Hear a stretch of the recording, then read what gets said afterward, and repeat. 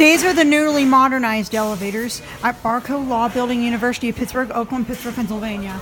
These were originally Dover Marshall Impulse elevators, but they were recently modernized with Otis Series M2. There was a lot of construction going on in this building, so I apologize for all the noise. Get on the ground. These had innovation bruiser fixtures last time we were here, but before that they were Dover Marshall Impulse. These were modernized a few times. Here, ground. Go up to 5. 5 is open this time. It was locked last. Maybe not. 4.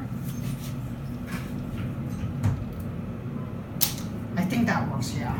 4 works. This elevator 70. 4 works. 5 is swapped.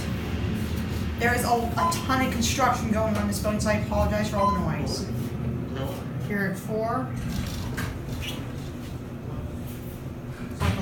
Library, go back down to 1.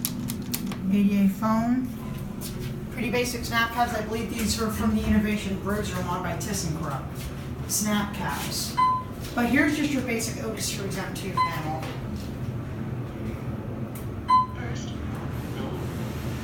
The 1.